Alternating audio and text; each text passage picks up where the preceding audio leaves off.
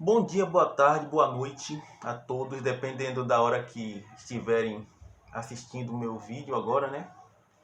É, tô- eu acredito que a maioria daí já sabem que eu sou inscrito no canal do professor Estáquio e acredito que a maioria do pessoal do meu vídeo, que acompanha meus vídeos, também vem de lá do canal do professor Eustáquio. E o professor Eustáquio tem um quadro, né, que ele mostra o relato de pessoas que viveram no mundo religioso, pessoas que se decepcionaram e abandonaram a religião. E eu fiquei devendo para ele, né, um pouco da minha. Eu fiz até um vídeo falando, resumindo aí um pouco da minha história, mas ali saiu um pouco resumido demais. E aí eu fiquei devendo para ele um vídeo mais detalhado. Professor Eustáquio, fica à vontade aí se quiser colocar meus vídeos aí na íntegra, se quiser colocar apenas uma partezinha, se achar que não foi bom, não quiser colocar também, fica à vontade. Eu vou tentar dar o máximo de mim. Mas, resumidamente, tentando ser específico, o seguinte: até os 14 anos de idade, 14 anos, eu frequentava a igreja católica. A minha mãe, né, eu fiz até um vídeo com ela. Ela era católica, hoje ela é evangélica. Ela é obreira e congrega numa denominação evangélica, mas até um determinado período ela era católica. E até os 14 anos de idade, nossa, o reflexo da luz é que tá, o meu olho parece que está fechado assim, mas o reflexo é que está me atrapalhando. Mas vamos lá. Tô sem o óculos aqui, aí tá o olho meio fechado assim, mas beleza. Até os 14 anos de idade, eu frequentava a igreja católica. A gente costuma dizer aqui que meio naturalmente, assim, imposto, né? A gente ia, eu e meus irmãos pequenos, a gente ia para a igreja católica. E toda semana a gente estava lá na missa. Por volta de quando eu tinha uns 14 anos de idade, não, quando eu tinha. Eu entrei no catecismo com aproximadamente 9 a 10 anos de idade, por aí. 9 a 10 anos. É nessa faixa, 8 não, 9 a 10 anos por aí. E lá no catecismo, a gente não lê a Bíblia. A gente tinha um livrinho de canto mais ou menos parecido com esse aqui, tá embaixo. Esse aqui é bem velho, com cantigas, com cantos católicos, um livrinho cheio de cantos católicos, com uma porrada de canto, né? De música cantiga católica, e tinha um folhetinho com versículos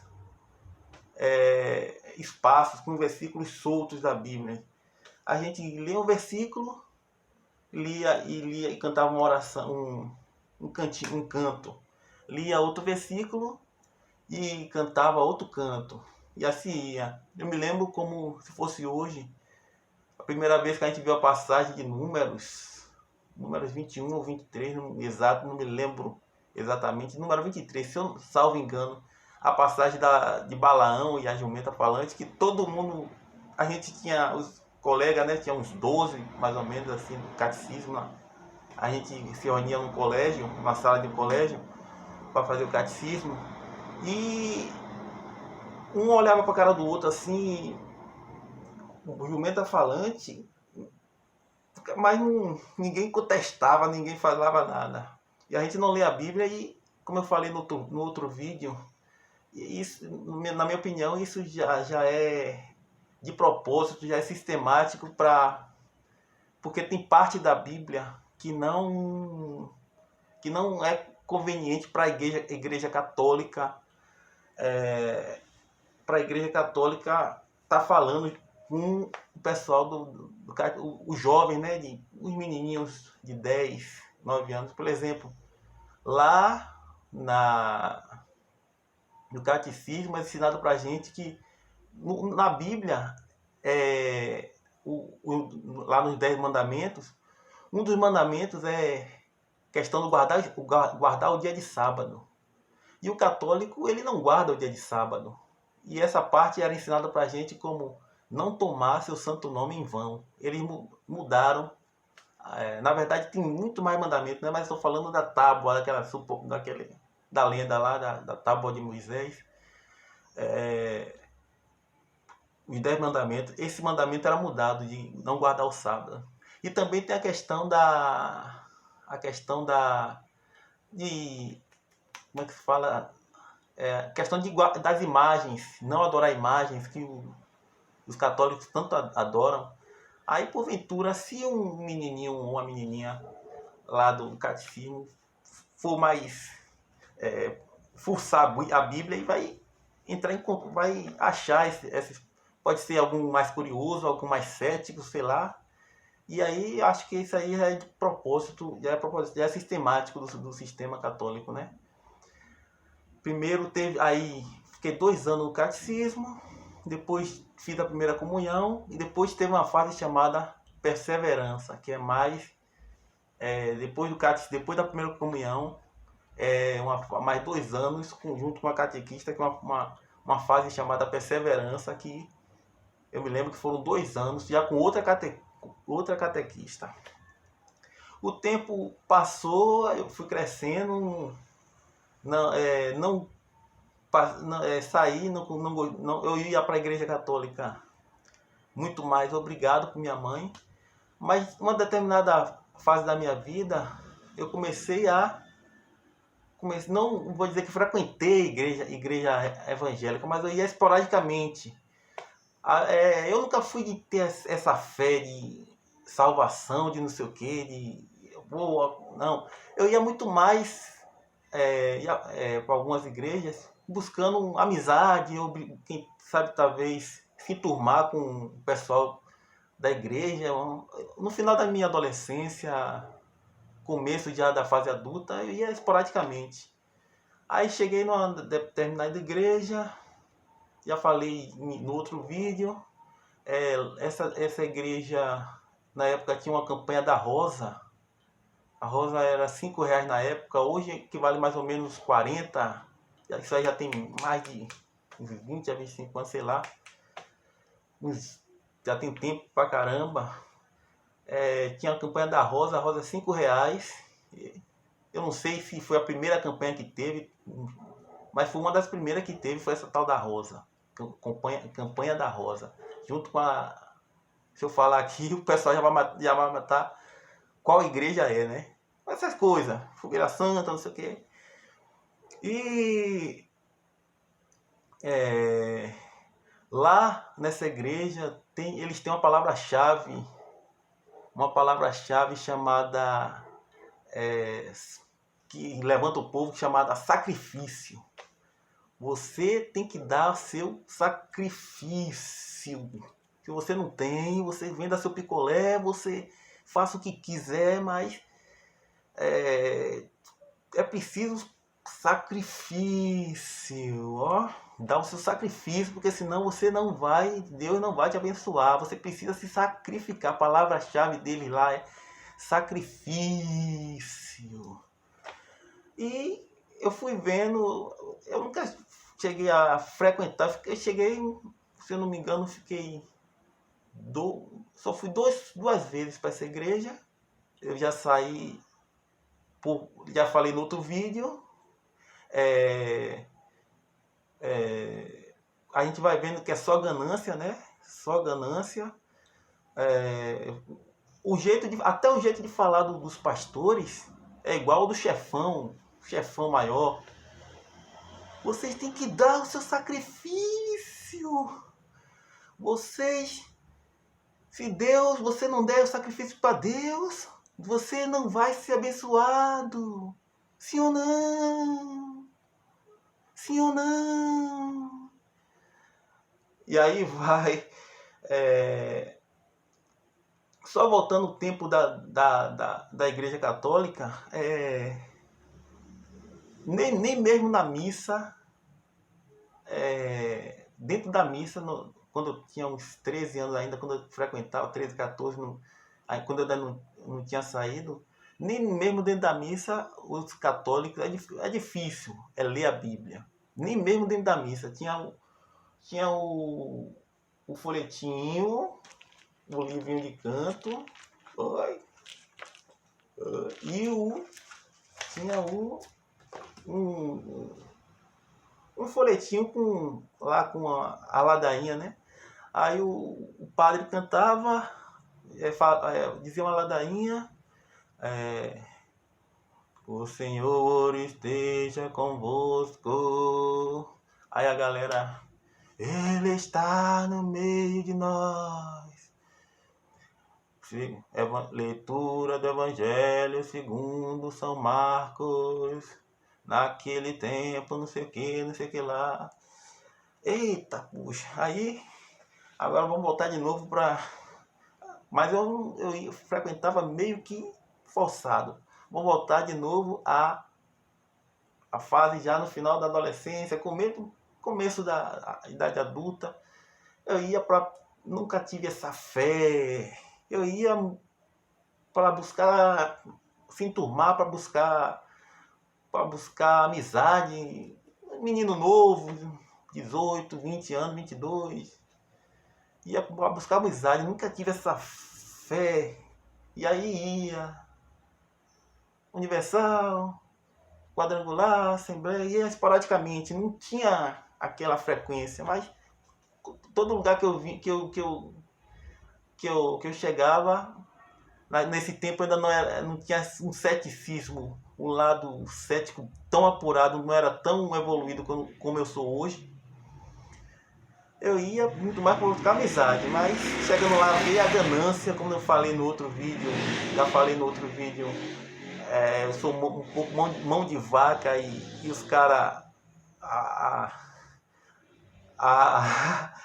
os caras só pensam e falam em dinheiro, falam um negócio é dinheiro, falam outro negócio é dinheiro, e é só exploração, e não deu. Aí teve uma época que eu não fui mais para igreja nenhuma, eu ficava assistindo a televisão, eu assistindo os pastores só pela televisão. Passei um tempão assistindo aquele R.R. Soares, Rodrigo Silva, o cara lá das Adventistas, Na Mira da Verdade. Alguns pastores, eu era, como se diz na música, eu era na religião, era eclético, não tinha, assistia todo mundo. E aí eu pensava assim, pelo menos aqui do lado de fora, aqui eu na televisão, do lado de fora da televisão, e eles lá do outro lado da televisão, eles não vão explorar, eles não vão me explorar, querer pedir só dinheiro, pedir dinheiro. Mas a gente vai vendo muita contradição em cima de contradição, e eles falam do quem foi a mulher de Caim, e eles explicam, não, Caim, Adão teve outros filhos e filhas, e Caim se casou com uma das irmãs, só que isso aí é desonestidade intelectual, porque se você olhar direito, quando Adão e Eva teve outros filhos e filhas, foi bem depois de Sete, que foi o terceiro filho. Teve Caim, teve Abel, teve Caim e Abel. Caim matou Abel, e depois de Caim ter matado Abel, ainda teve outro filho que foi Sete. Só depois, em Gênesis capítulo 5, foi que Adão teve outros filhos e filhas. E quando Caim se casou com essa tal mulher que ninguém sabe quem é, que é uma lenda, né? Aí ainda era Gênesis capítulo 4, versículo 17, por aí. Aí passou um tempo, aí chegou um tempo que até na televisão não conseguia assistir os caras. Aí teve uma época que eu comecei a me simpatizar como eu falei, sou eclético, era eclético, me simpatizei pelo espiritismo, pela doutrina espírita. A doutrina católica, ou a doutrina cristã no geral, não há salvação fora de Jesus. Ou seja, o cara pode aprontar, o cara pode fazer o que quiser, pode matar, pode estuprar, mas no último dia da vida, se ele aceitar Jesus, está salvo. Enquanto o cara que for bom, honesto, não sei o que, não fizer mal a ninguém, se preocupar com todo mundo, mas porventura for ateu, for agnóstico, ou então for de uma religião diferente, não aceitar Jesus, mesmo ele sendo bom, ele vai para o inferno. Ou seja, o carro-chefe, né, da igreja cristã não há salvação sem Jesus. E a doutrina espírita já vem com outra filosofia. Não há salvação fora da caridade. Isso aí me fez mais. Eu assistia todos os vídeos do Divaldo Franco. É um dos mais conceituados. Ainda está vivo ele. Tem quase 90, se não me engano, 91 anos. Assistia todo o vídeo dele. E pela televisão. Assistia. Ficava lá grudando nele. Teve até uma época que ele veio fazer uma palestra aqui perto de casa. Só que na época eu estava trabalhando, não pude assistir. Mas eu assistia sempre ele. E lá na doutrina espírita, eles acreditam muito apesar de ter uma filosofia completamente diferente da cristã, é um balaio de gato, né? A religião, na verdade, é um balaio de gato. Em Malaquias, capítulo... O último livro do Velho Testamento, o último versículo, na verdade, do Antigo Testamento. Os 2 últimos versículos. Eis que vos enviarei o profeta Elias, antes que venha o grande dia, o grande e terrível dia do Senhor. E ele converterá o coração dos pais, dos filhos, e o coração dos filhos nos pais, para que eu não venha e fira a terra com maldição. Ou seja, aqui na lenda, né, falando que antes do fim do mundo Elias vai voltar. E no Novo Testamento, deixa eu pegar uma colinha aqui que eu colei, Mateus 17:12. Mateus 17, 12, já diz: digo-vos, porém, não, deixa eu ver começar. Perguntou os discípulos: por que então os escribas dizem que Elias voltará primeiro, voltará antes, né, da tribulação final? Por que Elias vai voltar antes? Está escrito lá no livro de Malaquias. Que eles acreditavam que Elias vai voltar, segundo o texto lá, antes de tudo. Aí Jesus diz: digo-lhes, porém, que Elias já veio. E eles que matou João, né? João Batista morreu. E ele acreditava que João Batista era o Elias reencarnado. E eles reconheceram, e eles não reconheceram, mas fizeram tudo o que quiseram, e assim também fará com o Filho do Homem. Esse é um versículo que os espíritas pegam mesmo, que como se fosse João Batista, a reencarnação de Elias, que Elias... Aí já tem outra contradição, porque Elias nem morreu, Elias foi para o céu numa carruagem de fogo. Aí já é outra coisa que não tem nada a ver. Claro, supondo que tudo fosse verdade, correto? Aí já tem outra contradição, porque aqui Jesus está dizendo com relação a João Batista, aí depois vem. E então os discípulos lhe falavam a respeito, souberam, né? Então os discípulos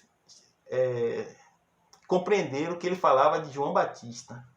Ou seja, ele estava falando de João Batista, que era a reencarnação de Elias. E os espíritas acreditam, pegam muito esse versículo. Mas, como eu falei, cheio de contradições também, se você for analisar.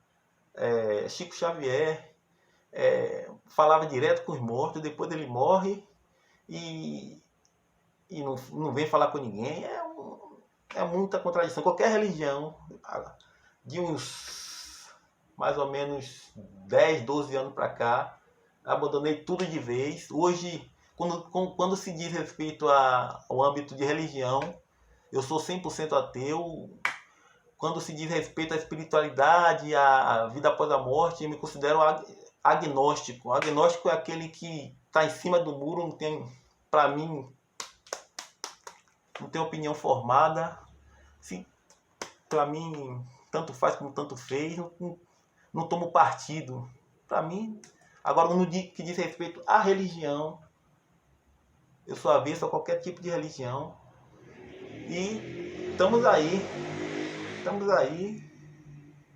O vídeo já tem quantos minutos? 20. Deixa eu dar uma olhada aqui, 20 e poucos minutos. É só isso aí. Não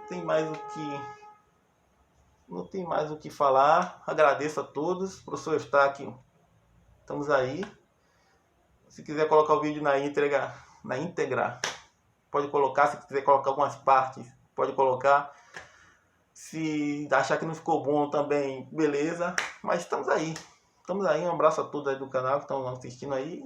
Beleza. Fui.